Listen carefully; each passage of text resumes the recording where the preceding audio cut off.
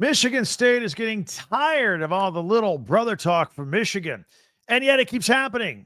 We have the latest on the second best rivalry in the state of Michigan. Locked Up Big Ten starts right now.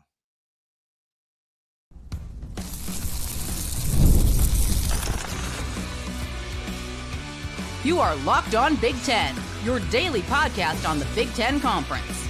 Part of the Locked On Podcast Network, your team every day. Welcome to Locked On Big Ten. I'm Craig Sheeman. 40 years as a sports talk show host and play-by-play announcer. I want to thank you for making us your first listen each and every day. We always appreciate it. And, of course, you can find us here wherever you get your podcasts and on YouTube, part of the Locked On Podcast Network. Hit that free subscribe button down below. That way you'll never miss a single episode. And as you can see, we recently got to 20,000 subscribers. Thank you very much. Also, share, like, and follow so you don't miss a single episode. So, belt to the rear end, says Michigan to Michigan State. We've got the latest news and some recruiting. Some great stories to get to here. Plus, we'll power rank quarterbacks today in the Big Ten. That's always fun. But Michigan State has had it with all this little brother talk from Michigan. And this recent belt to behind talk isn't helping either. You ask any Michigan player, coach, fan about Michigan State, and the Wolverines rep there will automatically puff up their chests a little bit, and they will presume superiority over Michigan State. And Michigan State can't stand that. They'll even point out in the state that the Spartans are not even their top rival. I mean, some would argue that maybe Michigan State's not even a top 4 rival with Michigan after Ohio State. Some would argue Minnesota.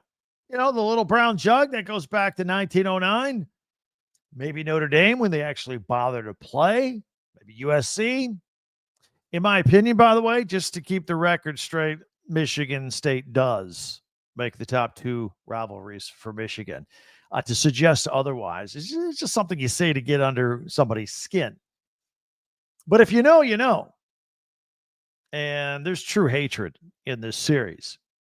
A few years ago, a fight broke out in the tunnel between these two teams. Legal charges were actually filed. It was physical.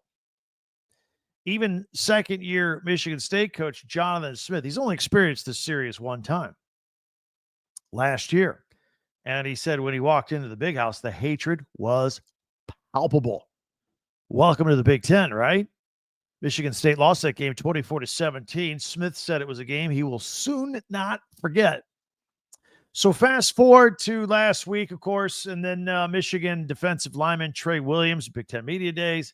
He said the Wolverines were going to take a belt to the Spartans' rear ends, and this will only add fuel to the fire.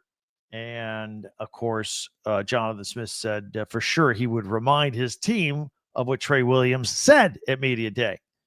Going to remind it's going to be bulletin board material already, and that game's not even until the end of October 25th, by the way.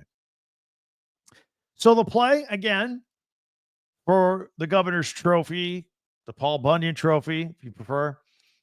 This series has had its ebbs and flows over the decades. Michigan has won the last 3. Michigan State won in 2020 and 2021. Sparty won 7 of 8 from 2008 to 2015. Michigan won 15 of 20 of these in the late 60s through the 80s. Overall, going back to 1898, Michigan has the series edge at 74, 38, and 5 ties. By the way, the whole slap in the face with a little brother comment, that came in 2007. And that was from Michigan running back Mike Hart. The Wolverines had to come from behind to win that game, 28-24. If I remember correctly, they trailed in the fourth quarter, but they won. And then Hart made those comments after the game about, Michigan State, they're our little brother. We love them, but we don't. And that blew up all over the state of Michigan. Oh, did that get some people upset? There was a time that Michigan held a moment of silence for Michigan State because earlier in the season, Michigan State, Mark D'Antonio held a moment of silence, tongue-in-cheek, for Michigan because they had just lost to App State, one of the biggest losses, if not the biggest loss in school history. So maybe the most memorable game in this series, though, in modern times anyway, was as recently as 2015, where Michigan was running out the clock, and they couldn't quite get it down to 0. They had a 2-point lead, and they had to punt from their own territory, except they botched it. Botched the snap, botched the whole thing. Michigan State got a hold of it, ran into the end zone for a game-winning walk-off touchdown, much to Jim Harbaugh's chagrin. It's been a great series for over a century. Currently, you look ahead to this year, Michigan seems to have the edge over Michigan State when you compare rosters. But you know what? You can't win this every year, and that's why they play these rivalry games, and there are upsets, and like I just said, there are ebbs and flows to this series. It happens. Nothing is guaranteed. You can't win every year.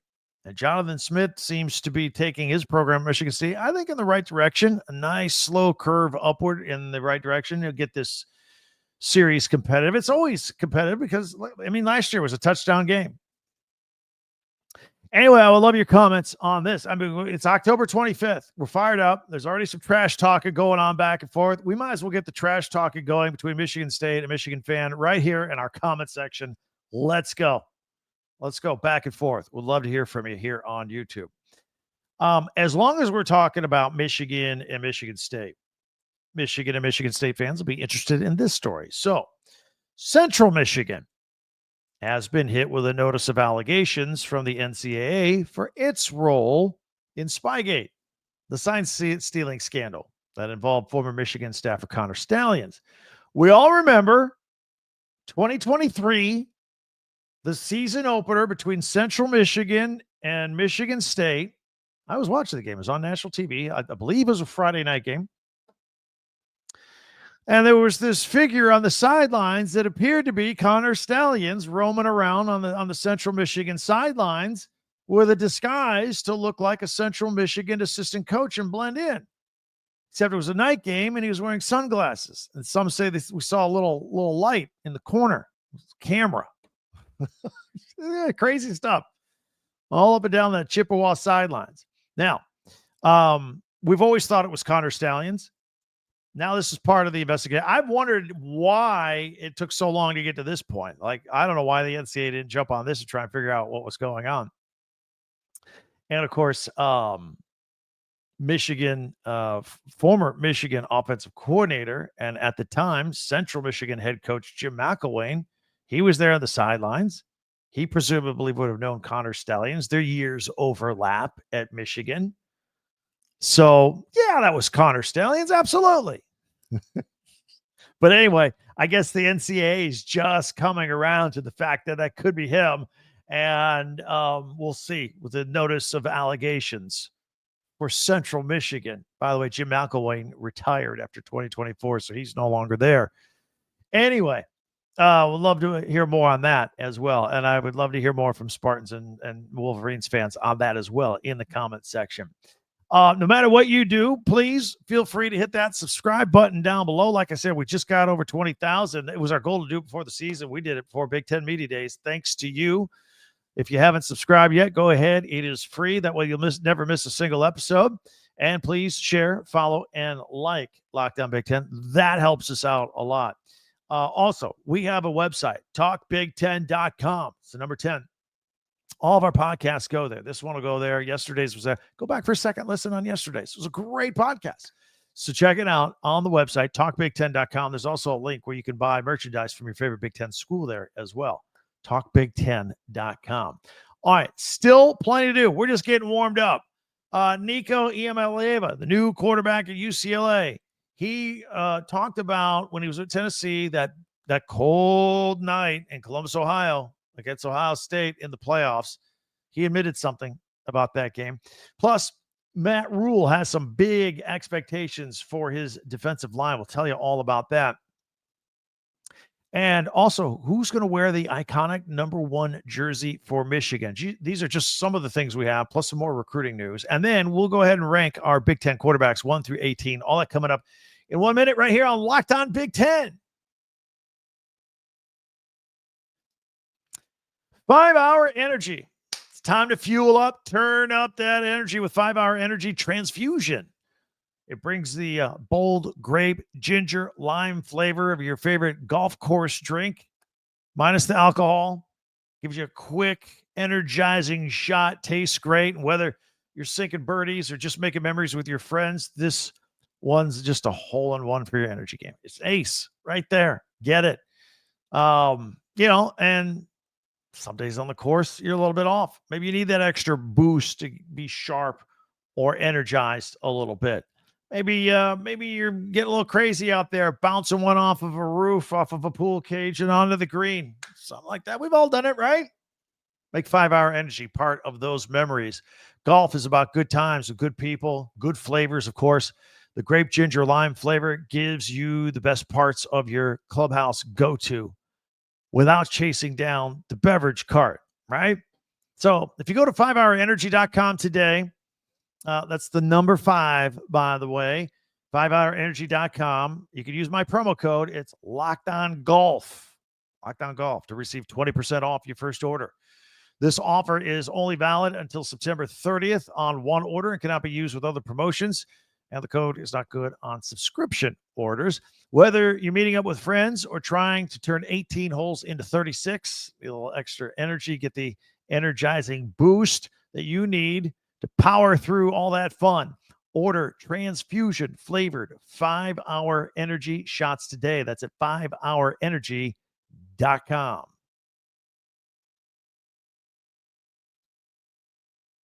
Thanks for making Locked On Big Ten your first listen each and every day. Free and available wherever you get your podcasts. Don't forget our website, talkbig10.com. And a special shout out for you everydayers that are with us each and every day as we get closer and closer to football season. Practice is underway. The games are here, just right around the corner. This is fantastic. All right, some things I want to catch up on. First of all, former Nevada wide receiver Cortez Branham. He just beat the NCAA in a lawsuit and gained a 7th year of eligibility. By the way, when the NCAA sues you for eligibility issues, you usually don't win. He did.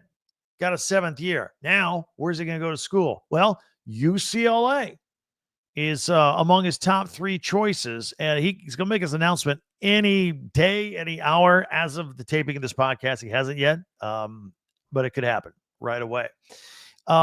His top 3 choices are UCLA, Virginia, and Memphis. This is just my personal opinion. If your choices are UCLA, Virginia, and Memphis, it's a no-brainer. You go to UCLA. I mean, what are we doing here? Anyway, we'll keep you posted on that. Speaking of UCLA, transfer quarterback Nico Iamaleava gave a little bit of insight to his playoff loss at Ohio State when he was quarterback of the Tennessee Vols. Now, up till now, many downplayed how cold it was that night. And he spent a lot of time downplaying the weather ahead of the game. He said that the media makes a bigger deal out of it than it really is. And then you get there and it's like, holy man, it is cold. It was 25 degrees that night. The wind chill or the feel like temperature was 14. And last week, Nico admitted, yeah, it was cold and it did affect us. It did affect the Vols. He said he couldn't feel his hands in the warm-ups. He said once the adrenaline kicked in, he was fine. Although he did crack 2 of his, it was so cold, he cracked 2 helmets. That's a little scary, actually. He did complete 14 of 31 passes for 104 yards. He did rush for 47 yards and Tennessee's only 2 touchdowns. But he says he's going to look forward to catching the Buckeyes again this year. They're on the schedule. Wants to redeem himself. They lost that game in the playoffs last year, 42-17. UCLA travels to Ohio State November 15th. Now, starting to turn a little cold then too, but November weather in Ohio is not December or January weather in Ohio. Should be cold, should be cool, won't be too bad. And in the meantime, he can enjoy the picture-perfect weather of the Rose Bowl in Pasadena, California. No further word on momentum for 5-star interior offensive lineman Darius Gray. We talk about him a lot. There are a lot of people interested in where he's going to go. He said recently that he will make his announcement on August 22nd. So we got 3 or 4 more weeks before we get there. But Ohio State still seems to be near or at the top of that list. as he finally chooses between the Buckeyes, Clemson, or LSU, South Carolina, or Tennessee. Looks like Ohio State's the only Big Ten team in the mix there. Looking ahead to 2027, Utah 4-star defensive end Crew Jones. He has narrowed his list to 12 schools, got it down to a dozen. 4 of them are Big Ten schools: Ohio State, Oregon, Nebraska, and USC. He visited the Buckeyes in May. They offered him on the spot. They wanted him. Jones said he loved the brotherhood at Ohio State. He loved the culture, the winning mentality. These are his words. He says it's not like that at other places. So maybe it's early and it's 12 teams. Maybe Ohio State is in the lead right there. Spent a lot of time on the Buckeyes here today. There's a lot of news out there. They did lose out on a 4-star offensive lineman, Deron Parks from West Virginia. He committed to Florida State over Ohio State and Auburn. And the Buckeyes, though, are now emerging as a leader for the services of 6'4" cornerback Taylon Mayo from Louisville, Texas. He's a 4-star and got 30 offers already. He says his top 5 are Ohio State, LSU, Texas, Texas A&M, and Oklahoma, in case he wants to stay Texas or in that Oklahoma region or whatever. Class of 2027. He'll make his decision after this high school season. Keep an eye on him. So as camp starts for Big Ten schools this week, and look, one of the things, one of the storylines we're really looking forward to this season is Nebraska. I really want to see quarterback Dylan Raiola in year 2. I really think he's going to take a jump up. Matt Rule spoke to the media and talked about, though, not his quarterback, his defensive line. He says he has nothing but the highest expectations for his defensive line. He says the biggest challenge will be replacing Ty Robinson, who went in the 4th round of the NFL draft. Now he's with the Super Bowl defending champion Philadelphia Eagles. Great setup for him. But with the next man out mentality, Rule thinks that they'll have some pretty good depth on the defensive line this year. He likes the competition. He says the guys are ready, they're hungry, and good to go. And again, he expects nothing but great things out of his defensive line this year on that defensive side of the ball at Nebraska. Former Nebraska wide receiver Malachi Coleman. He's now with the Minnesota Golden Gophers. PJ Fleck says that he is expecting big things out of him this season. Fleck says the guy's got elite skills. You know, remember, PJ Fleck played wide receiver, right? Even had a cup of coffee in the NFL. He knows wide receivers. He says this kid's just quiet and just works. So he'll face his former teammates October 11th at Minnesota. Speaking of wide receivers, who's going to wear the famed number 1 in Ann Arbor for the Michigan Wolverines? Well, it's going to be graduate transfer wide receiver Donovan McCulley. He's switching the iconic number 1 jersey for the Wolverines. He's 6'5" wide receiver. Remember, he spent his first 4 years at Indiana, and he spent his first year at Indiana as a quarterback. By the way, I think he wore number 0 as a quarterback. Then the last 3 years, he wore number 1 at Indiana when he moved to wide receiver. Now he's had some injury problems and all that kind of stuff. But he's a big, fast target. If he's healthy and in the mix all season for Michigan, Bryce Underwood's going to love finding him as a target. Not only is he 6'5", he can go up and get him. You sail one high, he might be able to haul it down. He had been wearing number 13 in the spring. Also, don't get confused. This sometimes happens in college football. You have a number 1 on offense. You may have a number 1 on defense, which is the case with linebacker transfer Deshaun Barnum. Came over from Maryland. He's going to wear number 1 as well. As you know, Michigan fans, number 1 has been made famous by guys like wide receiver Anthony Carter when I was a kid, from 1979 to 1982, 3-time All-American. Others like David Terrell, Braylon Edwards, they've all worn the number. Roman Wilson wore it. He changed to number 1 the year that Michigan won the Natty in 2023.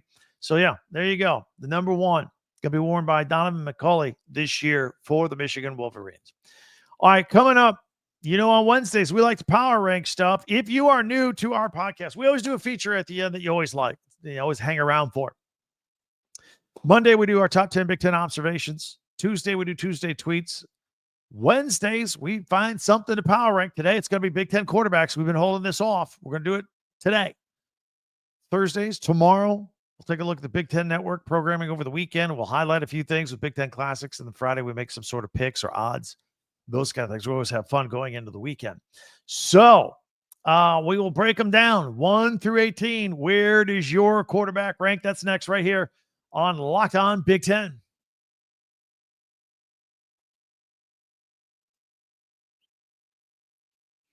Power rankings for Big Ten quarterbacks. Let's do it. I'm going to put it on the board. If you're audio only, no problem. We'll rank them, and I'll describe what's going on. Right now, I just got a list of 1 through 10. We'll start off with the top 10 quarterbacks this year in the Big Ten. Right at the top, it's a no-brainer. We got to put Drew Allar at Penn State. All the expectations in the world on him. A 4-year player, most experienced quarterback in the country. Last year, threw for 3,300 yards, 24 touchdowns, and 8 interceptions, and will probably put up bigger numbers this year. At number 2, I got Illinois' Luke Altmyer. You know, he started out his career at Ole Miss, transferred to Illinois to play with Brett Bielema. We've talked about this before. I don't know if you're aware of it. So when Nico Iamaleava left Tennessee to go to UCLA, Altmyer gave some serious consideration to transferring to Tennessee. But I think at the end, look, he's got a lot of teammates coming back this year at Illinois on a team that won 10 games. Why not just stay there and finish what you started? And that's what he's going to do. So he's there, and I expect a big year out of him. Last year, 22 touchdowns and 6 interceptions. Threw for 2,700 yards. It's going to have a huge year. Up at number 3. This may surprise you. I got it this high, maybe not. Indiana. And their transfer quarterback from Cal, Fernando Mendoza. By the way, Mendoza's little brother was already there at Indiana. It's one of the reasons he went there. I have heard a few people say that this guy is going to impress people to the point where he's going to be drafted pretty high in the first round of the NFL draft. At Cal, just 16 touchdowns, 6 interceptions last year, but he did throw for 3,000 yards. The kid can throw. And here was the problem. Cal had a horrendous offensive line. This kid was scramble city. Indiana has a good offensive line. I expect his touchdown numbers to go way up and the yardage, and I think he will impress people. And I think Indiana's going to have another good year, by the way. I got Dylan Raiola at Nebraska at number 4. I told you just a moment ago. I love this kid. I love the upside. I love watching him play. Look, last year, 13 touchdowns and 11 interceptions, not a great ratio. But, I mean, it was a true freshman stepping in there. But you could see the good was really good. You could see that. And he had to go through his learning curve with the bad. Still threw for 2,800 yards. He was banged up for a couple of games in the back half of the season. I expect him to have a tremendous year. Another kid I'm very high on, Washington quarterback, Jamal Williams Jr., I've repeatedly said on this podcast, I don't know why he wasn't the starter all year last year. They did kind of a 2-quarterback system there at Washington last year. This year, it is all him. And you got a very good glimpse of what he can do as he played in the bowl game against Louisville, 374 yards and 5 total touchdowns. Now, you might say, hey, let's not build this all on one bowl game. And we kind of did that with Miller Moss last year at USC, right? When he had 6 touchdowns in the bowl game, and they gave him the starting job, and then they bumped him off for Jade Maeva, who's coming up on this list, by the way. So, Jamal Williams, I think he's going to be the breakout star of the Big Ten this year. UCLA's Nico Iamaleava, we've talked about him coming in from Tennessee. He's got playoff experience.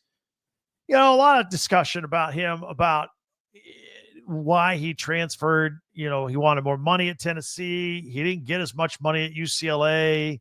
He's from Southern California, wanted to come home. There was talk that he didn't like the talent around him at Tennessee. So that didn't make sense because I think he had more talent around him at Tennessee than he's going to have at UCLA.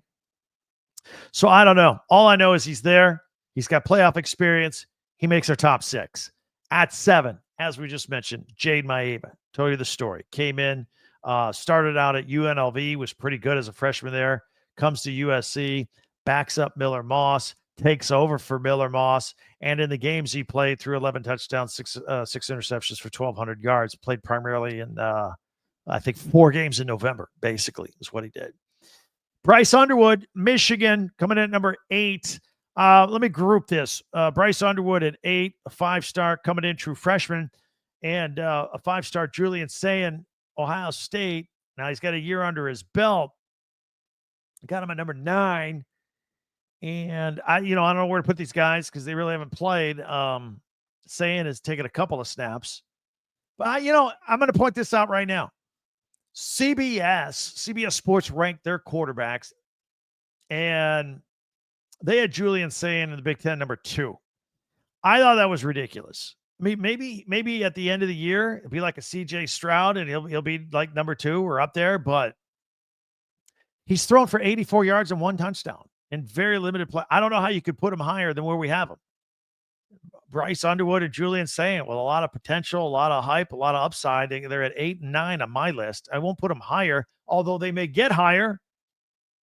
Some people think if you're going to be realistic about this, even put them lower because they haven't done anything yet. At number 10, Aiden Childs, year 2, Michigan State. Lots of turnovers early in the year, got control of it. If he takes care of the ball, he's a very good athlete. Very good athlete for Michigan State. All right. That's my top 10. Let's see. I always call it the best of the rest. Look, you got 18 guys. Just because you're at the bottom of this list doesn't mean we think anything less of you, but let's take a look at it. Oregon's Dante Moore. Here's one maybe we could have put higher because while he backed up last year at Oregon behind Dylan Gabriel, he came in with a year of experience the year before at UCLA under Chip Kelly. So I think he's going to be able to hit the ground running for a new quarterback at Oregon. I got him at number 11. He could be higher. Rutgers, Ethan Kaliak-Manis. Always an interesting storyline here.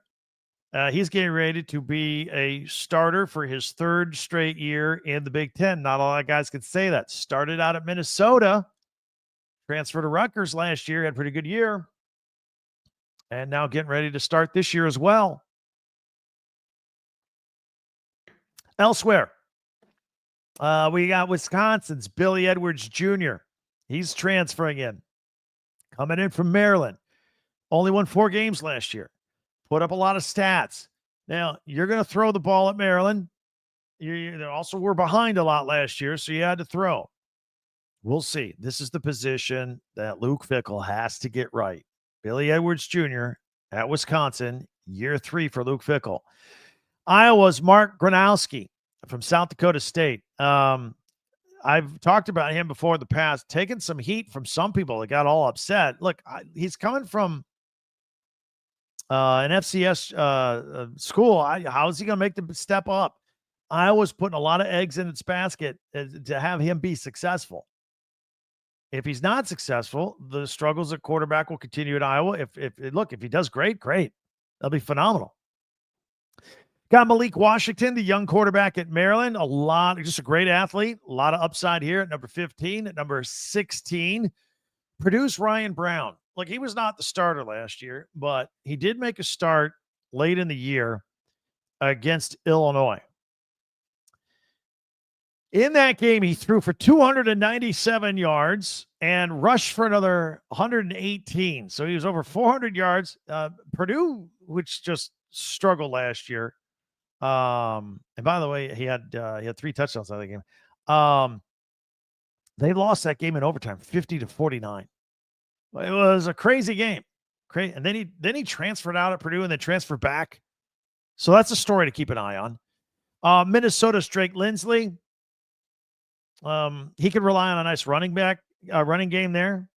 And Northwestern's Preston Stone basically inserted into the starting lineup last week when we found out that their presumed starter, Jack Lausch, is going to concentrate on baseball instead of football. So there you have it. Those are our rankings. Those are ours. We're not borrowing them from anybody else or commenting on them. What do you think? 1 through 18. We do power rankings every Wednesday. Big Ten quarterbacks right there. All right. Let us know. Always like to hear from you guys. Stay tuned. Of course, we'll have all the latest on Big Ten camps now that everybody's practicing. And we'll take a look at Big Ten Classics in tomorrow's episode. We'll keep an eye on recruiting, all that in one place. This is your Big Ten podcast, audio or video, if you're checking on YouTube. And all 18 teams, news, analysis, and opinion all under one umbrella right here. Now, if you're a Big Ten fan, I know you know other Big Ten fans. Tell them we're out here every day. You know we're out here every day. Maybe they don't. Spread the word. We would love it. Appreciate it if you could do that. All right, in the meantime, interact with us on Twitter or X at Talk Big Ten. Don't forget our website, talkbig10.com with the number 10, talkbig10.com. Before you go, be sure to subscribe, please. And that way you'll never miss a single episode. And that helps us out as well. Share, follow, and like. Check out a second listen. Maybe you missed yesterday's Locked On Big Ten episode. Check it out. You can also check out our friend Brian Smith from the Portal Show, wherever you get your podcasts, and on YouTube as well. He's part of the Locked On family. Thank you for spending time with us here today. Can't wait till we meet again tomorrow. For Locked On Big Ten, I'm Craig Sheeman.